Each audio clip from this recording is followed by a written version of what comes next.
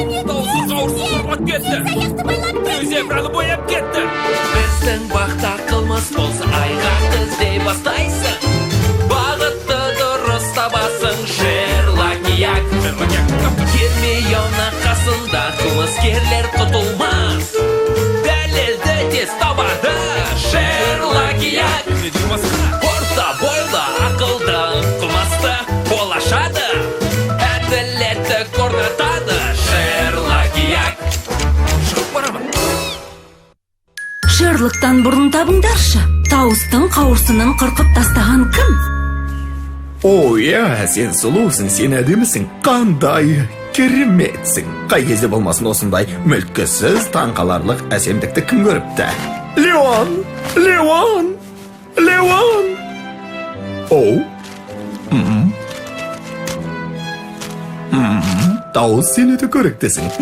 Мен де сен сияқты көріктімін. Бірақ саған сәл-пәл жетпеймін. Бір сағаттан соң таксофонның жанында кездесек, беймәлім сұлу бикеш. Кереметсің. Мұнда біреу бар ма?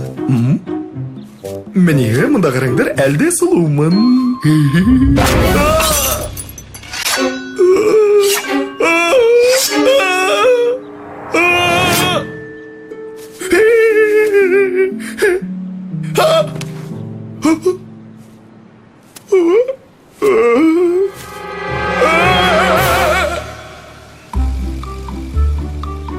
Крикет? Сен крикет ойынын жақсы көремісің, Шарлок?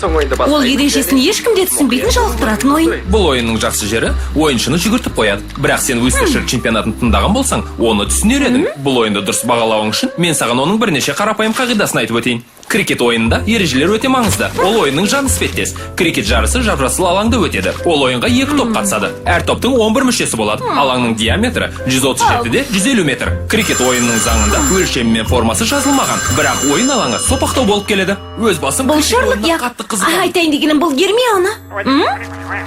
Бұл сен бе едің, Дауыс? Я, біз қазір тез арада сонда боламыз. Жоқ, Шерлок, сенің крикет ойының күте тұра. Бізге тергеу жұмысын жүргізу керек. Не? Бұл дегенің сұмдық қой. Бұл мен үшін қайғы, менің қауырсындарыма қараңдар. Жарайды, ол қайта өсеттеп үміттенем, солай ма? Біз ойын біткенше күт аламыз. Жоқ, Шерлок, тергеу жүргізу біздің міндетіміз. Мына сұмдық қылмыстың бетін ашпайынша кете алмаймыз. Дұрыс айтасың, Гермиона. Қылмыскерді мүмкіндігінше тезірек табуымыз қажет. Содан соң мен ойынның екінші бөлімін тыңдаймын. Жақсы, сонымен беймәлім сұлу бойжеткен саған таксофонның жанына кел деп хат жазды. Содан кейін қылмыскер сені итеріп, жерге құлатты. Ол сенің көздеріңді қызғылтшылықпен байлап тастағандықтан сен ештеңені көрмей қалдың. Ол болса сенің қауырсындарыңды өткір қайшымен қиып тастады. Сенің дұшпандарың бар ма? Жоқ, мені тек еркектер ғана қызғаныштан жек көру мүмкін. Мен өте әдемімін. Көршілерімнің барлығы бикештер, олар мені жақсы көреді. Көңіліңді қалдырғым келмей. Бірақ мына айғаққа қарасақ, бұны істеген бикеш екеніне шүбә келтірмеймін. Және ол тырнағын өте ашық қызыл түспен бояйды екен. Көрдің бе, Гермиона? Шынында да, шұлық жыртылған. Бірнеше рет қайта қалпына келтірілген. Жә, қойыңдаршы. Бикештер менің қауырсындарыма ешқашан шабуыл жасамайды. Мен өте әдемімін.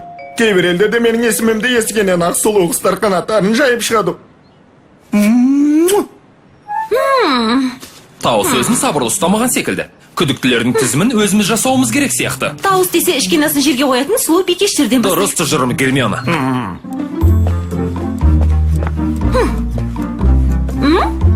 Шерлок, сен қайда барасың? Мен енді үйге барып, мен қойын дәптерімді алып келсем бе деп едім. Ал менің ойымша, сенің крикет ойынын тыңдағың келген сияқты. Иә, оны мойындаймын.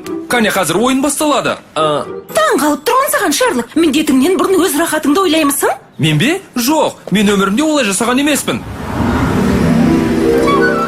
Сен мына ыдыстарды ретімен қой және абайла.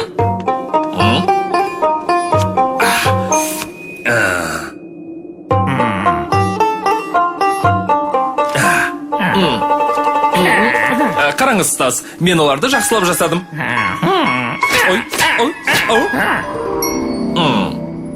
Мен жауапкершілігі зор өгізбін, Гермиона. Қане кеттік.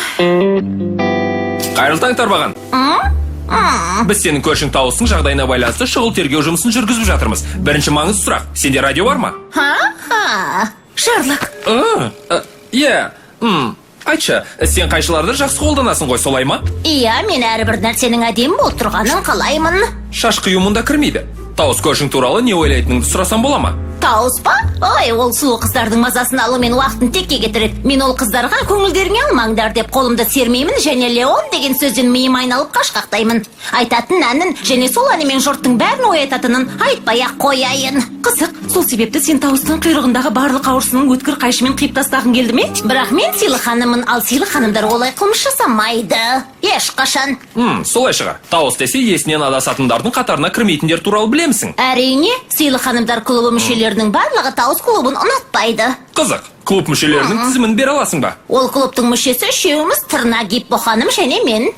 Тағы бір нәрсе, мына біздің айғағымыздың бір бөлігі. Сен мұны киіп көре аласың ба? Әзілдеп тұрған боларсың, бұл дегенің сыйластыққа жатпай? Намысшыл ханым қылмыс жасапты деп ойлағанымызды қалаймысың, Тарбаған? Оу, жарайды, қане анашылықты маған берші. Ол саған қолғап сияқты үлкен екен.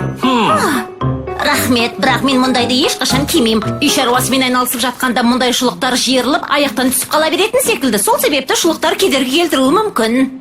Рахмет, Тарбаған. Білесің бе, Шерлок, ойынды тыңдаудан бас тартқаныңа қуаныштымын.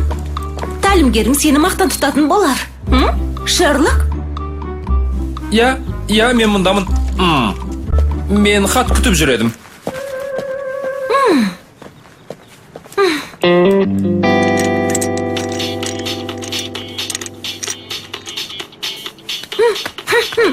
Қайырлы таң, кіргендеріңді естімей қалдым. Сәлем, Тырна, Тауысқа қатысты сұрақ қояйын деп едік. Тауыс? Иә, ол жақсы көрші және бәрімен тату. Рас па? Бірақ сен Тауыс клубын жақтырмайтын сыйлы ханымдардың қатарынан емессің бе? Оның рас. Сонымен қатар сен хайуанаттар бағының хабаршысы деген журналдың бетінен түспейсің. Бір-біріңе қарсылас екенсіңдер. Тауыс клубы өсек айтпаған соң сыйлы ханымдардың қатарына қосылды деп ойламаңыздар. Мен мұны Тарбағанның көңіліне қарап істедім. Егер олай жасамаса, бұл менің беделімді жоятынын айтты. Және мынаны киіп көресің бе? Бұл саған үлкен сияқты. Тырнағыңа жаққан қызыл жылтыр бояуға ұқсайды екен. Маквойттың лақтырса тамаша болған секілді. Шерлок! Иә, керемет, көп рахмет, Тырна. Сенің аяқтарың шынында да көз тартарлық. Шерлок, біз қызғылт қоқиғазды кездестіргелі сен бір түрлі болып жүрсің, Шерлок. Мен бұрыннан осындаймын, Гермиона. Әртүрлі оқиғаға тап болған детективтің түрі осылай көрінеді. Оның рас. Мен шынында да Тауыстың клубын ұнатпаймын. Сыйлы ханымдардың мүшесімен және оны мақтан тұтам. Мынаны көрдің бе, Шерлок? Қызыл тырнақ бояуы. Сен не үшін ол клубқа қатысасың? Себебі мен бұдан арыға төз алмадым. Алғашқыда оны қабылдау мен үшін үлкен мәртебе болатын. Бұл менің салонымның беделін арттырды. Бірақ ол өзін мақтайтыны, жұрттан өзін артық көретіні мені жалықтырып жіберді. Сосын, оны істеген менмін, мойындаймын. Тауыстың қауырсындарын қырқып тастаған сен бе? Не? Жоқ, олай емес. Мен Тауыстың салондағы суреттеріне мұрт салып тастағам. Бірақ Таусты жерге құлатып тастауға күші жететін жалғыз күдікті осы емес пе? Қалай ойлайсың? Қарсылас командалға қарсы үшін. Шерлок, мені естіп тұрмысың? Мынаны киіп көресің бе? Әрине. Кешір, ол менің өлшемім емес. Және олар жиналып үйлеріне қайтады. Ау? Шерлок, саған дауа жоқ екен. Сенің қалай қарайтыныңды білемін. Бірақ осыған бола көңіліңді түсірмеуің керек. Мен қылмыскердің кім екенін білем. Сен қалай ойлайсың, жас детектив? Егер назар салып қараған болсаң, бәрін түсінгенің анық. Қане, тағы бір қайталап өтелік. Таусты біреу жерге құлатып, көздерін жылтыр қызыл тырнақ бояуы жағылған шұлықпен таңып тастайды. Содан соң Таустың дұшпаны оның құйрығындағы барлық қауырсындарды өткір қайшымен қырқып тастайды. Таустың клубын ұнатпайтын сыйлы ханымдар үш күдікті болып саналады. Тырна, Гиппо ханым және Тарбаған. Олардың үшеуі де Таусқа өшігіп жүр. Солардың тек біреу ғана қылмыскер. Қайсысы деп ойлайсың?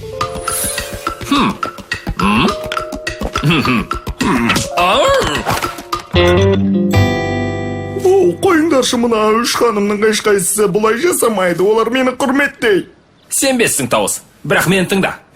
Тарбаған, сыйлы ханымдар клубының негізін салушы ретінде Тауыс клубын ұнатпауыңа тамаша сылтаулар бар. Оған қоса сен қайшымен жұмысты жақсы істейсің, бірақ сен Тауысты жерге құлата аласың ба? Гиппо ханым, сен де Таусты аса ұнатпайсың, және сен оны жерге құлата алатындай ауырсың. Бірақ оның көздерін жауып тастаған мына шолық шынында да сенікі ме? Негізінде тек бір ғана күдікті жылтыр қызыл тырнақ бояуын қолданады. Және сылтауы да бар. Ол үнемі шұлық киіп жүреді. Оны өздерің жақсы білесіңдер. Солай емес пе тырна? Себебі қылмыскер сенсің. Бірақ бұл мен емес. Мен ешқашан Таусты жерге құлата алмаушы ем. Жаттығуымның арқасында сымбаттымын және арықпын. Міне, сондықтан Таусты жерге құлатып, оның қанаттарын қырқып тастау үшін артық салмақтан арылу мақсатында осы жаттығулармен айналысқансың. Солай ма?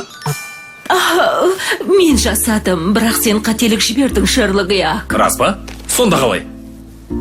Мен Таустың қауырсынын қызғаныштан қырқып тастағам жоқ. Мен оны жақсы көретіндіктен солай істедім, мен оны ұнатам.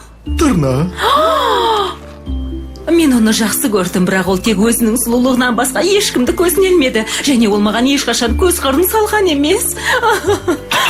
Бұл сыпайылыққа жатпайды дегенмен неткен романтика. Саған толықтай қосылам, Тарбаған. Бірақ қылмыс жасаған соң, оның жазасын өтеу керек.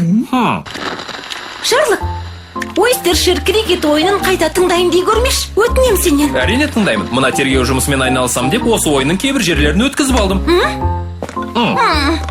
Және ойын басталды. Қане, бастаймыз. Оу.